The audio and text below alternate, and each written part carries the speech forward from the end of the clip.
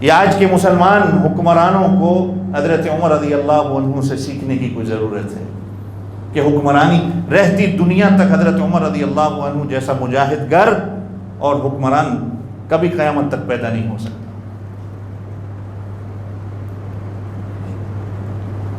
بحر ظلمات میں گھڑا دیے دوڑے ہم نے، گھوڑے ہم نے، یہ حضرت عمر رضی اللہ عنہ ہیں۔ حضرت عمر نے کہا کہ یہ مجھے قتل کی دھمکی دے کے گیا ہے۔ اب کچھ دن گزرتے ہیں، حضرت عمر رضی اللہ عنہ مسجد نبوی میں امیر المومنین بھی ہیں، وقت کے حاکم بھی ہیں اور امام بھی ہیں۔ اس کو کہا جاتا ہے کہ حکمرانی۔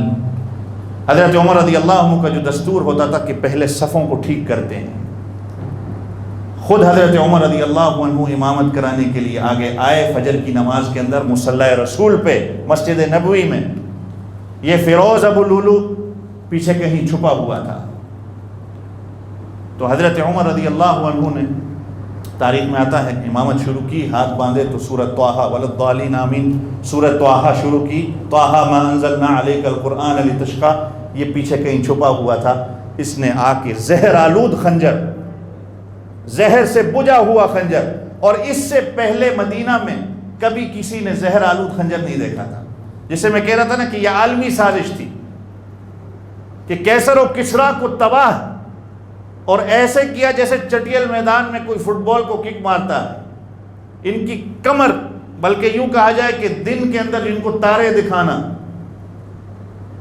حضرت عمر رضی اللہ عنہ نے یہ جنگ قادسیہ، کبھی آپ کو وقت ملے تو بیٹھ کے کبھی اس تاریخ کو پڑھیں، یہ آذربائیجان، یہ نیشاپور، یہ نہاوند اور یہ سلاجقہ روم جس کو کہا جاتا ہے، جو ترکی اس وقت ہوا کرتا تھا۔ اب جب امامت شروع کی تو یہ زہر آلود خنجر، جیسے آج کے زمانے میں اگر کہا جائے کہ یہ زہر سے بھری گولی جو ہوتی ہے، آتش گولی، یہ پتہ نہیں اس کو کیا کہا جاتا ہے، کہ جو جسم پہ کہیں لگ جائے تو اس کا زہر جسم کے اندر، خون کے اندر پھیل جاتا ہے اور بندہ کچھ ہی دنوں میں مر جاتا ہے۔ اس خنجر کو گرم کر کے اس کے اندر زہر کو پیوست کیا گیا تھا۔ 5 سے 6 بار حضرت عمر رضی اللہ عنہ پر یہ فیروز ابو لولو کرتا ہے۔ اب دیکھیں حضرت عمر رضی اللہ عنہ پر وار جب ہوتا ہے تو یہ مسئلہ یہاں آتا ہے۔ دیکھیں حضرت عمر کی فراست کو، سلام ہے حضرت عمر رضی اللہ عنہ کی فراست پہ۔ خلیفہ جو امام جو ہوتا ہے نا، کہ جب اس کا کوئی ایسا موقع پیش آ جائے کہ اس کو نماز سے ہٹنا پڑے تو اپنے پیچھے اس لیے کہا جاتا ہے کہ پہلی صف میں ایسے بندے کو کھڑا کرو جو امامت کرنے کا حامل ہو، صحیح، جس کو امامت کا پتہ ہو، امامت کے مسائل۔ میرے آپ کے جیسے للو پنجو نہیں پیچھے کھڑے ہوں۔ پیچھے حضرت عبد الرحمن بن عوف رضی اللہ عنہ تھے۔ حضرت عمر رضی اللہ عنہ آگے پڑھا نہ سکے تو مسئلہ یاد رکھنا، امام کبھی بھول جائے یا تو امام کو لقمہ دو یا سبحان اللہ کہو۔ آپ اور میرے طرح اللہ اکبر اللہ اکبر ہم شروع کر دیتے ہیں، امام اگر بھول جائے تو کہتے ہیں اللہ اکبر۔ اللہ اکبر نہیں، سبحان اللہ کہنا چاہیے۔ التسبیح للرجال، یہ مسئلہ ہے کہ سبحان اللہ کہیں۔ ظہر کی نماز میں مثال کے طور پہ امام صاحب نے قرات شروع کر دی، یا مغرب کی نماز میں امام صاحب قرات کرنا بھول گئے تو پیچھے جو کھڑا ہے وہ سبحان اللہ زور سے کہے گا تاکہ امام کو یاد آئے۔ اب جو اس زمانے میں لائٹیں تو نہیں تھی، جو پہلی صف میں تھے ان کو تو ماجرا نظر آ رہا ہے کیا ہو رہا ہے، جو باقی پیچھے کھڑے تھے ان کو تو نہیں پتا تھا، وہ سبحان اللہ کہنے شروع کر دے۔ حضرت عمر رضی اللہ عنہ نے حضرت عبد الرحمن بن عوف کا ہاتھ پکڑا اور ان کو مصلی پہ کھڑا کیا۔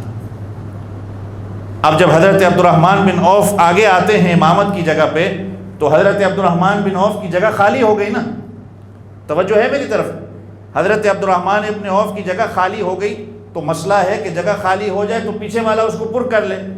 تو پیچھے سے جو صحابی آگے آئے، اس فیروز ابو لولو نے اس صحابی پہ بھی حملہ کیا۔ اب صفیں ٹوٹتی گئی، صحابہ تھے، ان کو جنگ کی صفوں کا بھی پتہ تھا، نماز کی صفوں کا بھی پتہ تھا۔ اب یہ نکلنا چاہ رہا تھا، یہ نکل نہیں سکا۔ اس نکلنے کی حالت میں اس نے 6 سے 7 اور صحابہ کو زخمی کیا، وہ بھی شہید ہو گئے بعد میں۔ اب نکلنے کی کوشش کرنے کے آگے نکلنا چاہتا ہے لیکن نہیں نکل سکا، تو اس نے دیکھا کہ اب یہاں سے تو نکلنا مشکل ہے، لہٰذا اس فیروز ابو لولو نے خود ہی اس زہر آلودہ خنجر کے ساتھ اپنے آپ کو مار دیا اور خودکشی کر لی، جس سے پتہ یہ چلتا ہے کہ یہ عام آدمی نہیں، یہ صرف غلام نہیں تھا حضرت مغیرہ بن شعبہ کا، یہ ایک عالمی سازش تھی، اور ایک غلام کے اندر اتنی طاقت کہ وہ باقی صحابہ پر بھی حملہ کرے اور حضرت عمر جیسے جرنیل صحابی پہ بھی حملہ کرے، سامنے سے تو وار نہیں کر سکتا تھا، اور جو اصل بات ہے کہ اس کے دل میں کچھ جو راز تھے، جو سازش کرنے والوں نے جو بھیجا تھا، انہی راز کے ساتھ اس کو پتا تھا کہ اگر میں پکڑا جاؤں گا، حالانکہ اس کی بزنس کتنی بڑی تھی، 3-4 بزنسیں اس کی تھیں، لیکن اپنے آپ کو کوئی بزنس ہونے کے باوجود قتل کر لے، کوئی راز تو اس کے اندر ہوں گے۔ اب حضرت عمر رضی اللہ عنہ بیٹھ جاتے ہیں، حضرت عبد الرحمن بن عوف رضی اللہ عنہ نماز مکمل کرتے ہیں۔ اب جب نماز ختم ہوتی ہے، فجر کی تھوڑا سا وقت ہوتا ہے، سورج طلوع ہونے لگتا ہے، تو حضرت عمر رضی اللہ عنہ کہتے ہیں حضرت عبداللہ ابن عباس سے، حضرت عبداللہ جا کے دیکھو مجھے قتل کرنے والا کوئی مسلمان تو نہیں، اللہ اکبر، جا کے دیکھو۔ اب جب جا کے دیکھا گیا تو یہ فیروز ابو لولو تھا، تو نام بتایا کہ یہ فیروز ابو لولو ہے، تو کہا اللہ تیرا شکر ہے میں کسی مسلمان کے ہاتھوں قتل نہیں ہوا۔ اللہم اجعلنی شہادتا فی سبیلک واجعل موتنی فی بلد حبیبک، یہ دعا ہے حضرت عمر کی، اللہ شہادت تیرے سے مانگ رہا ہوں اور تیرے حبیب کے شہر کی۔